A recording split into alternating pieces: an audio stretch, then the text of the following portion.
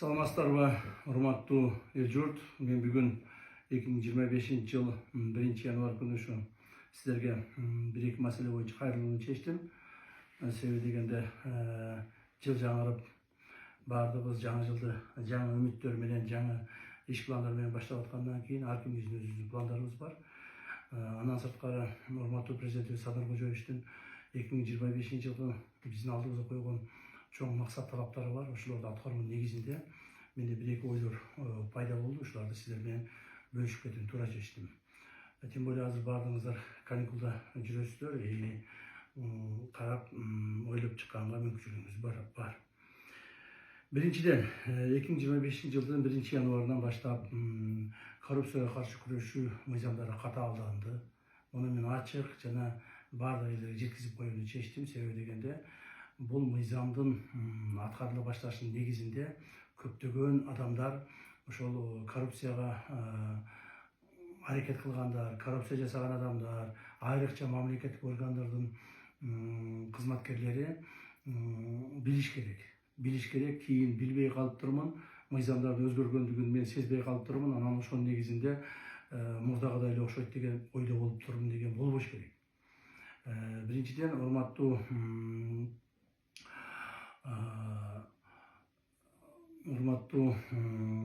эл журт, 2025 негизги биздин максатыбыз бул 2025-жылдын 2025-2026 жылдары Кыргызстаныбызда коррупция деген илдетти жоюу, жок кылуу болуп эсептелет. Жана биз ушул максатыбызга жетишибиз керек. Эмне үчүн мен муну айтып жатам? Көпчүлүгүңүздөр ойлоп жатсаңыздар керек, коррупцияны жеңе албайсыңар, коррупцияны жеңүүгө мүмкүнчүл эмес, жана ал өтө кыйын деп. Туура, өтө кыйын, жеңиш өтө кыйын, күрөшүү дагы өтө кыйын. Бирок биз ушуну жеңебиз жана жок кылабыз деген максатыбызды алдыга коюп атабыз. 2025 жана 2026 жылдардын тегерегинде ушул коррупциялык илдеттер Кыргызстаныбызда болбош керек. Эсиңиздерде болсо керек, биз ушул маселелер боюнча мындан бир нече жылдар, 1-2 жылдар мурда уюшкан кылмыштуулук топторду дагы жоёбуз, аларды жок кылабыз деген маалда кээ бир адамдар, чын айтканда көпчүлүк эле адамдар ишенишкен эмес. Кээ бирлери даже бизди шылдыңдап чыккан. Жок эле нерсени айтып атасыңар, колуңардан келбейт деп.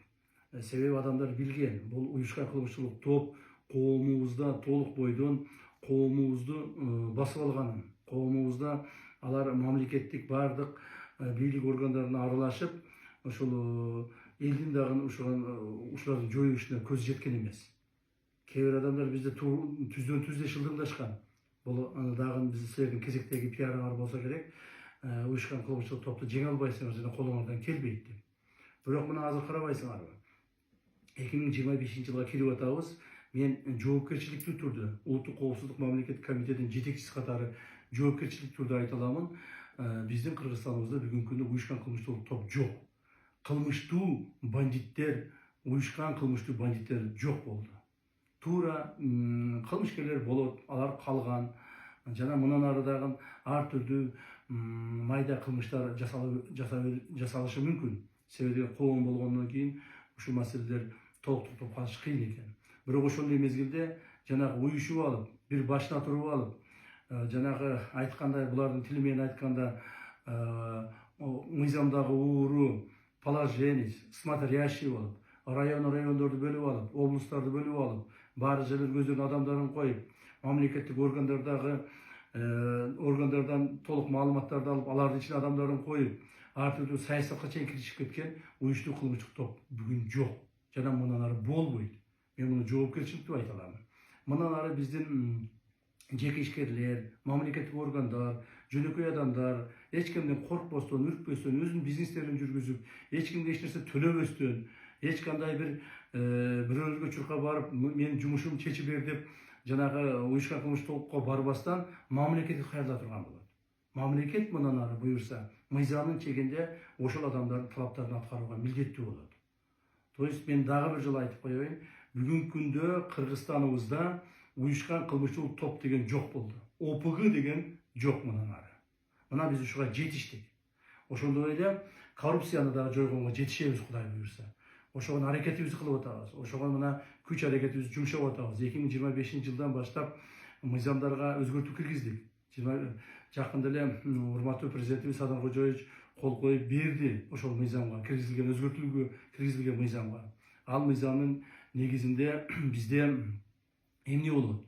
Бизде эми мурдагыдай коррупционерлер кармалган болсо, мыйзам чегинде штраф менен бошонуп кете албайт.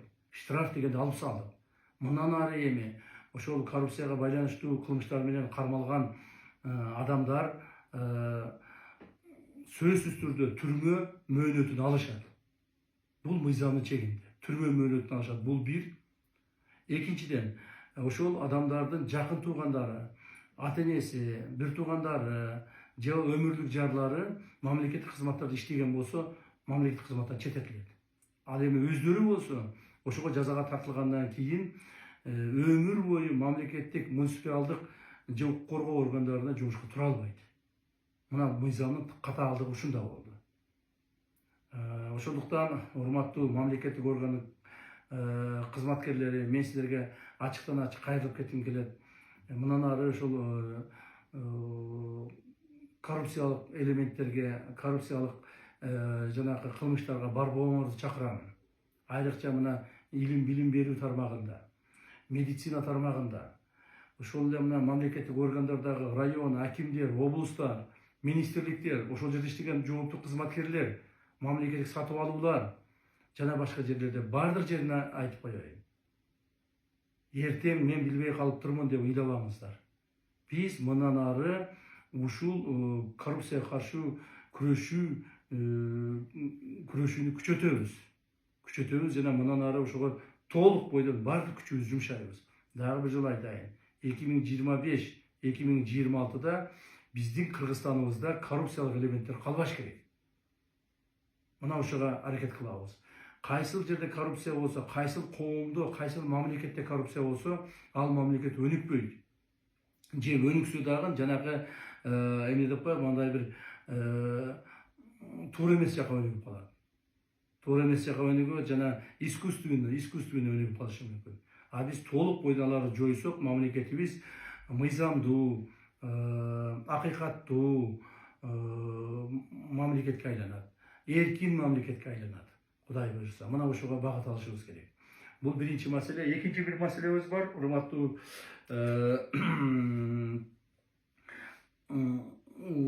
эл журт, бул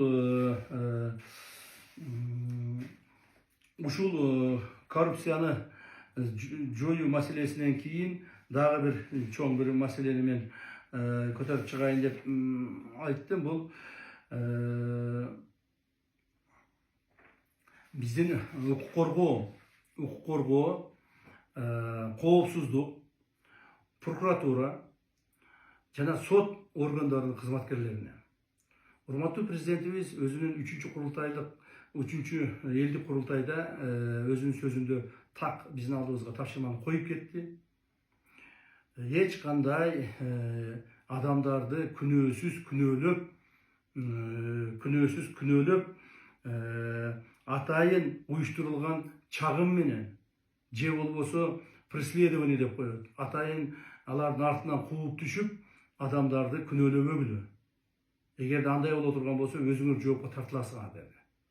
Ошондуктан урматтуу укук коргоо органдарынын кызматкерлери мындан ары кимде ким күнөөсү жок адамды күнөөлөп, подстава кылып, же болбосо преследование кылып, артынан кууп түшүп, жок жерден күнөөгө тартканга аракет кылса, биз ал адамдарга чоң каттуу мыйзам чегинде жазаларды көрөбүз. Урматтуу кызматкерлер, сиздердин ошол адамдарды подстава кылып, артынан түшүп, күнөөсү жокторду күнөөлүү кылып алып келген жыйынтыгыңар, результатыңардын бизге кереги жок. Мына мен улуттук коопсуздук мамлекеттик комитетинин жетекчиси катары, ушул укук коргоо органдарынын куратору катары айтып коеюн. Бизге андай кызматыңардын кереги жок. Бизге андай результаттардын кереги жок. Андан сырткары, мындан мамлекетибиздин таза, адилеттүү болуп өнүгүшүнө ар бириңер салымыңарды кошушуңар керек. Кимде ким ушул жол менен биз менен кете албай турган болсо, анда жолдон чыгып башка жумуштарды аткарышыңар керек. Биз менен ушу катаал жолдо, кыйын жолдо чогуу барам деген гана кызматкерлер биз менен калыш керек. Ушул маселе боюнча биз каттуу чараларды көрөбүз. Ал эми адам укугун коргоо бул биздин эң негизги милдеттерибизде болуш керек. Адам укугун коргоп, адамдарыбызды, элибизди, журтубузду жөн жерден күнөөлөбөшүбүз керек.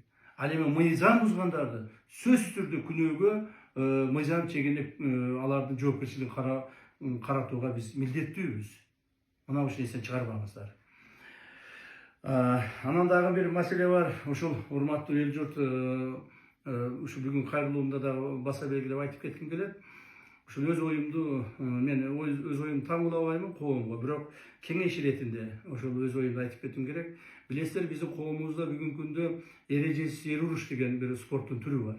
Ошону менен биздин көптөгөн жаштарыбыз машыгышып, көптөгөн жаштарыбыз ушу эрежесиз эр уруш деген бул спорттун түрү турбайбы? Ушу менен биз машыксам атактуу, даңктуу болот турбаймы деп туура эмес ойлонушу болгон. Мен ачык айтышым керек. Эрежесиз эр уруш бой без правил деп коет го. Ушуну Кыргызстанда өткөзүп, Кыргызстанда машыгууларды ушу менен токтотушубуз керек. Мунун бизге кереги жок. Эрежесиз эр урушта адамдар, жаш балдарыбыз айрыкча күчкө толгон, ошол мушташканга аракет кылган, эрежесиз эр урушууга аракет кылган балдарыбыздын көпчүлүгү азыр өздөрүңөр түшүнбөй атасыңар. Азыр мына 20 жашта, 25 жашта, 30 жаштагы жаш балдарсыңар, күчүңөр көп. Так, силер келечекти ойлогула. 40тан өткөндөн кийин 50ге барганда баарыңар ошол мушташып жүрүп, майып болуп калып атасыңар. Көпчүлүгүңөрдүн жашоого туруксуз болуп калып атасыңар. Ошондуктан эрежесиз эр уруш дегенди биз токтотушубуз керек. Бул спорттун түрү деле эмес. Бул мушташтын бир түрү. Спорттун түрү деген бул олимпиадалык спорттун түрлөрү бар. Күчүңөр барып ошол жака катышкыла. Бокска катышкыла, күрөшкө катышкыла, дзюдого катышкыла, сууда сүзүүгө катышкыла, футболго катышкыла. Мына ошолорду катышкыла дагы мамлекетибиздин туусун көтөргүлө. Мамлекетибиздин эли журтубуздун атак даңкын чыгаргыла. А биз болсо ошон үчүн кам көрөбүз, жардам беребиз силерге. Ошондуктан мен кайрылып кетер элем, бул эрежесиз эр уруш деген бир эле ошол спортсмендердин өздөрүнө зыянын тийгизбестен, бул келечек муунубузга зыян тийгизип атат. Коомубуздун туура эмес тарапка өнүгүшүнө багыт берип атат. Келечектеги муундарыбыз күчтүү болсок, ушу бирөөнү урсак, жыксак же мушташсак биз жакшы болот экенбиз деген ойдо калып атышат. Андай эмес. Илимдүү, билимдүү болуш керек. Так, спортсмен болгун келсе, туура багыттагы спорт менен машыгыш керек. Мен эсептеймин, эрежесиз эр уруш дегенди биз Кыргызстанда токтотушубуз керек. Муну биздин кийинки муундарыбызга, азыркы жаштарыбызга үлгү кылып көрсөтпөшүбүз керек. Бул болбогон спорт. Спорт деле эмес бул. Дагы бир жолу айтайын, бул спорт деле эмес, бул мушташуунун бир түрү. Анан жанагы башка мамлекеттер машыгып атпайбы, башка мамлекеттер ушуну жасап атпайбы дегендерге айтып кое берлем. Башка мамлекеттер жасаса алар өзүнүн иши, жасай беришсин. Мушташкысы келеби?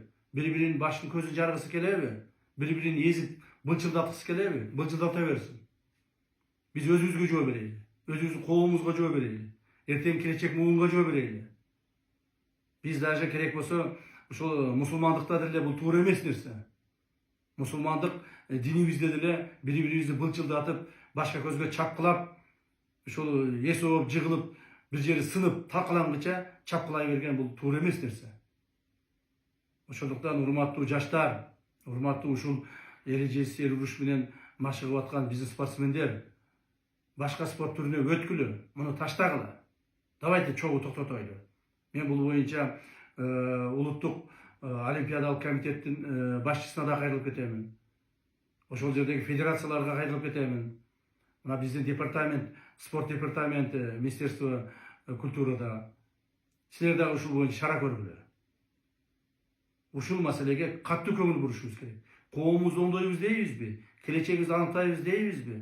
Келечекте биз илимдүү, билимдүү, мамлекетти коргогон, мамлекет үчүн жанын берген жаштарды тарбиялайбыз дейбизби? Демек, биз ушул жаман илдеттен арылышыбыз керек. Ушуга түздөн түз багыт алышыбыз керек. Андан сырткары урматтуу эл журт, мен дагы бир маселе боюнча көңүлүңүздү буруп кетким келип атат. Мына кечээ эле жаңы жылды өткүздүк. Жаңы жыл боюнча дагы бир эки ойлорум бар. Чын айтыш керек, бул ойлорум менин жеке оюм. Муну мен эч ким менен макулдашып, акылдашкан деле жокмун. Сиздерге бирок жеткизип коеюн дедим. Жаңы жылда мына салюттарды атып атабыз. Ушу салют атуу салтыны биз токтотушубуз керек. Жок дегенде мамлекеттик органдарда токтотушубуз керек.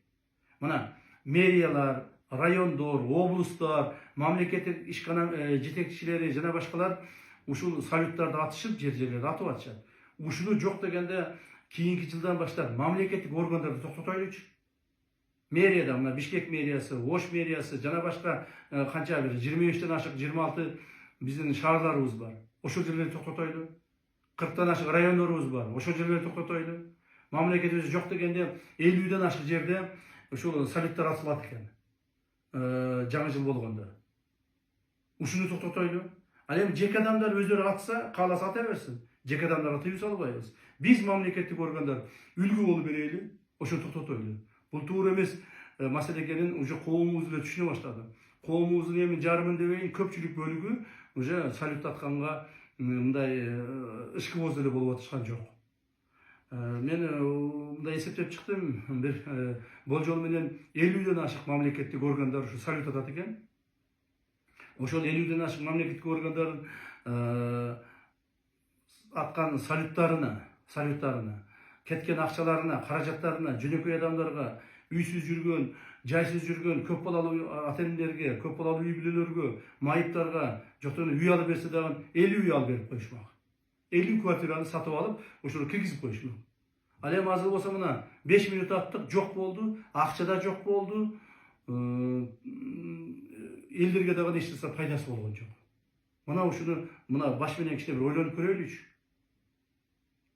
Кээ бирлер айтып атышат, бул элге керек экен, элге бул зрелище болот экен. Элге керек болсо, элге зрелище болсо, эл өзү ата берсин. Жеке адамдарды биз тыйбайбыз. Мамлекеттик органдар ушуну токтотушубуз керек. Андан сырткары ушул эле жаңы жыл боюнча айтып кетелим. Мына бизде билесиздер, бул салт болуп калды. Бул салт деген бул жаман салт болуп калды. Эмне салт? Бул ушу жаңы жылдын алдында баягы корпоратив кечелерди өткүзүү салты. Бүт мамлекеттик органдын кызматкерлери, бардык мамлекеттик органдар бирөө калбай корпоратив кечелерди өткүзүшөт. Мен бул боюнча мына улуттук коопсуздук мамлекеттик комитетинде тыюу салгам. Эч кандай корпоратив өткүзбөйсүңөр деп. Ал эми башка мамлекеттик органдарда баардык жерде өткүзүп атышат. Бизде биздин мындай болжол менен эсептегениздин негизинде 1000ге жакын мамлекеттик, то есть корпоративдик кечелер өтөт экен, мамлекеттик органдар тарабынан 1000ге жакын. Ар бир ошол корпоратив кечелерде 50ден 500ге чейин адамдар топтоп өткүзүп атышат. Бул деген эбегейсиз чоң чыгымдар болуп атат. Эң эле минималдуу түрдө алганда ошол бир корпоративке бир 10 000 доллардан акча кетсе, 1000 корпоратив өткүзүш үчүн 10 миллион доллар акча кетет экен. 10 миллион доллар акчага 50 000 доллардан бир квартира болсо, канча адамга? 200 адамга биз квартира алып берип коймокпуз. 200 муктаж болуп, кыйналып аткан адамдарга квартира алып берип коймокпуз. Биз эмне кылып атабыз? Биз бир күндө 3-4 саатта ичип, жеп, кусуп, ошол акчанын баардыгын талаага таштап жок кылып кетип атабыз. Себеби дегенде мен бүгүн эле бир жерде болуп, бир адамдар менен сүйлөшүп отуруп калсам, жетекчилер менен. Бир жетекчи айтат, мен дейт 200 адамга дейт корпоратив өткүзүп бердим дейт. Ошондо бирөөсү деп мактанып атса, экинчиси мактанып атат, мен 500 адамга корпоратив өткүзүп бердим деп мактанып атат. Бул эмне деген акылсыздык? Бул корпоратив жөнүп өтүп аткан жок да. Ал жерге акча кетип атат. Ал акчалар бир жактан топтолуп атат. Бюджеттен алгандары бар, бюджеттен албагандары, ар бир адамдар өзү топтогондору бар, бирөөлөрдөн кысып алып келип өткүзүп аткандары бар. Ушундай эле кыйын болсоңор, кайрымдуу болсоңор, давайте ошол акчаны токтоткула. Мен айтаар элем, бул маселе боюнча дагы биздин мамлекеттик органдардын жетекчилери эсиңерге келгиле. Корпоратив кече дегенди токтоткула. Так, официалдуу түрдө өткүзгөндөр бар. Официалдуу түрдө мына президентибиз, урматтуу президентибиз жол өткүзүп атат. Биз жетекчилердин анча-мынча жерге барып жол өткүзүп атабыз. жаш балдарга ушул кичине болсо да көңүл көтөрөлдү. Бирок корпоратив кечелерди өткүзүп жүргөндөр ушуну токтотушуңар керек. Муну кескин түрдө кийинки жылдан баштап ушуну токтотушубуз керек. Так, себеби дегенде дагы бир жолу айтып коеюн, ошол жаңы жыл боюнча дагы. Мына жаңы жылда мен бир мамлекеттик орган бар жерде тартип болуш керек да. Мен эми мына жерде азыр жаңы жылдык маанай менен жакшынакай кылып сиздерге мындай бир тапшырма эмес, мындай өз оюмду менен бөлүшүп атам да. Мисалы үчүн, мына урматтуу президентибиз жаңы жылда бүт элибизди, журтубузду куттуктады, туурабы? Биз аны туура кабыл алабыз. Жана булга биз кунт коюп угабыз. Элибиздин баардыгы ушул президентибиз сүйлөп бүткөндөн кийин мына жаңы жыл келди деп куттуктайбыз дагы, бири-бирибизди кубанабыз. Бул туура нерсе. Мамлекетибиздин парламенттин жетекчиси элди куттуктап атат. Туура нерсе. Өкмөттөгү министрлер кабинетинин башчысы ал куттуктап атат элибизди. Бул да туура нерсе. Ошол эле мезгилде башка мамлекеттик органдын жетекчилери силер эмнени куттуктап атасыңар? Президентти да жакшы куттуктайсыңарбы? Өкмөт башчыдан да жакшы куттуктайсыңарбы? Же болбосо спикерден да жакшы куттуктайсыңарбы? Токтотуш керек. Президент куттуктадыбы? Спикер куттуктадыбы? Өкмөт жетекчиси куттуктадыбы? Жетет ошол. Анан карасам ар бир эле райондун жетекчилери, облустун жетекчилери, министрликтин жетекчилери чыгып алып элдин баарын куттуктамыш болуп атасыңар. Керек болсо айыл өкмөттүн жетекчилери чыгып алып куттуктап атышат. Уят эмеспи эми? Жетекчибизди куттуктагандан кийин ошону урмат сый кылайлы. Жетекчибиз куттуктадыбы? Баарыбыз ошонун ичиндебиз. Баарыбыз ошо президенттин алдында, өкмөттүн алдында, спикердин алдында иштеп аткан адамдарбыз. Ошо жетекчилерди куттуктаганы биздин баарыбыздын куттуктаганыбыз болот. Мына ушуну эстен чыгарбаңыздар. Мына ушуну тартип ушундан башталат. Тартип ушундан башталат. Карагылачы башка өлкөлөрдө. Мен бир-эки өлкөлөрдүн карап чыктым, эми аны мисал кылып айта коеюн. Бир гана ошол мамлекет башчысы куттуктап атат, болду ошо менен. Калгандары унчуккан жок. Калгандары ошого туура деп баш ийип калып атышат. Ошондон бул тартипти дагы көңүлгө булгула. То есть биз эми мурдагыдай болуп келе бербестен өзгөрүшүбүз керек. Коомубузду өзгөртүшүбүз керек. Мамлекетибизди өзгөртүшүбүз керек. Эли журтубуздун психологиясын өзгөртүшүбүз керек. Ошого ар бириңиздер аракет кыласыздар деген ойдомун. Эгерде мен туура эмес айтып, кимдир бирөөлөрдүн көңүлүнө тийип койсом, капа болбоңуздар. Жаңы жылда туура кабыл аласыз деген ойдомун. Мындан ары ушундай бир жакшылыктар менен жолуккан Алла Таала буйруп насип этсин. Бирок бир нерсени баса белгилеп айтып кетемин. Урматтуу мамлекеттик органдын кызматкерлери коррупциялык элементтерге аралашпагыла. Пара берүү, пара алуу, коррупциялык схемаларды даярдоо жана ишке ашыруу боюнча этият болгула. Биздин кызматкерлер, улуттук коопсуздук мамлекеттик комитетинин кызматкерлери бул багытта ишти күчөтөбүз. Биз эми ушул багытта ишти күчөтөбүз. Ушуну мен баса белгилеп айтып коеюн. Ушуга түшүп калбаңыздар. Так, өзүңүздөрдү эле эмес, бала чакаңыздарды, тууган уруңуздарды зарлатпагыла. Мамлекетибиз эркин болуп, өсүп өнүгүп, мыйзамдуу болуп, өсүшүнө ар бирибиз салым кошушубуз керек. Рахмат көңүл бурганыңыздарга. Саламатта болуңуздар. Мен дагы бир жолу нерсени айтып коеюн. Биз иштеп атабыз. Биз азыр жанагы майрамдар карата дем алып жатат экен деп ойлобоңуздар. Биз иштеп атабыз. Азыр дагы ар түрдүү маселелерди карап чыгып атабыз. Этият болуңуздар. Рахмат.